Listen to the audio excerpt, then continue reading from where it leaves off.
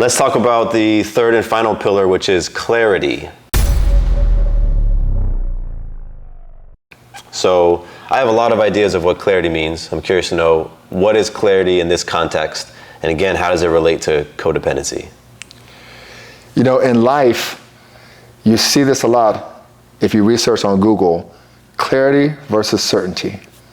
Most people want certainty. This is going to happen, this is going to happen. They want certainty because your ego wants to know something's going to be what it is. But one thing is clear is that there is no certainty. Clarity is the key. Clarity is like, it's this peacefulness of the mind and spirit. It's like you just clear, you have this peacefulness and you're not certain that or how something's going to happen, but you're clear that it's going to happen.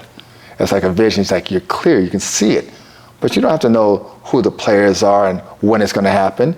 That's part of the surrender. So clarity is part of surrender. Clarity is part of seeing the bigger picture and seeing how it all connects together. So you stop thinking that it's all disconnected and you're separate from anything. So does clarity then, does it have to do with seeing that you might be codependent and you've created codependent relationships? Clarity ties into everything. That's well said. Absolutely. You know, when you're in denial, it's foggy, it's chaotic. There's disorder. Clarity is where you bring order back. We always like to say, content without context is chaos. And in life, there's a lot of content thrown at us, from Instagram to YouTube to Facebook, just a lot of content, and will always be, because there's a lot of content out there. We don't want to change that. It's a beautiful thing. Context is having a lens powerful enough, vast enough, and effective enough, so when that content comes at you, you can see it clearly. It makes sense. You can understand how it's played and utilize it to create the life you want. So yes, clarity is having a powerful enough lens on life to deal with reality, so it pulls you out of your denial. And that's what happens when our lens is not vast enough, because it's so judgmental and limited, and we think we know a lot. Usually when something happens that wasn't in that context, then we just deny it, like, no, that don't exist. Clarity comes from having a powerful enough lens, expansive enough lens that you can get out of the denial and deal with what's so reality. So how do you go about creating more clarity? You know, that's a great question. One of the essential steps to clarity each and every day is literally telling yourself that I surrender to what I don't know I don't know. It's called beginners. Yeah. It's surrendering to what you don't know, which is the majority of it. Because in life, we accumulate so much content, and we educate ourselves, and we start learning, and we're like, we know something now. We throw a couple letters behind it. I'm a PhD, I'm a master's, now you know stuff. Someone empowered me to say, I know something.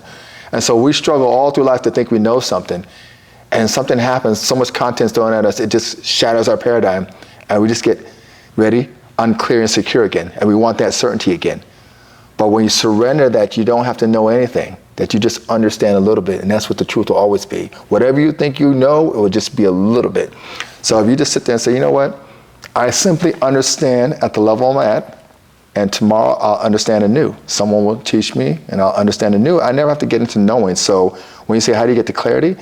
Is you surrender to the thinking that you know what you think you know. So, because most of it you don't know.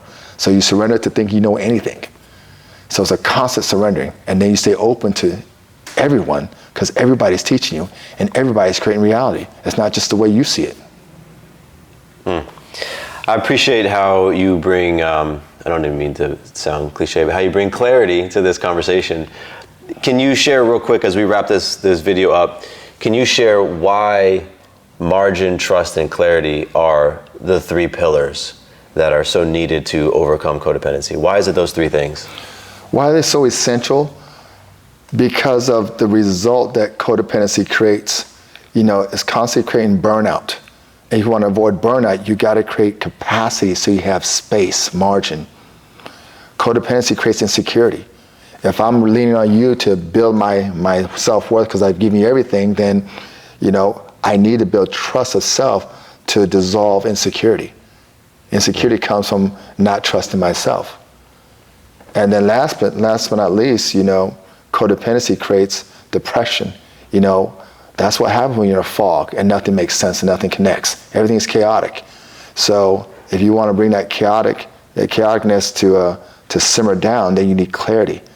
That's fantastic. Thank you so much for our conversation today. Appreciate you watching. There's a lot more to dig into. Yeah. Clearly, we have a lot to dig into around this topic of codependency. So we've done a lot of talking now, and we're curious to know, what are your thoughts? What questions, what thoughts do you have? Please drop us a note in the comments below. And Day, what about the people who are watching who want to start addressing their codependency today? What can they do? You might not even be codependent. So what I suggest is take your codependency test. So the link's in there. Take it, because it's going to teach you a lot of things, and you can really identify and get clear on, is this something that you're dealing with? If so, you'll know exactly the next step from taking that test. Awesome. Day, I appreciate you. Thank you all for watching. Subscribe. If you have any questions from this video, type it in there and we'll answer it. We'll put on the next video. And we love you. Appreciate it.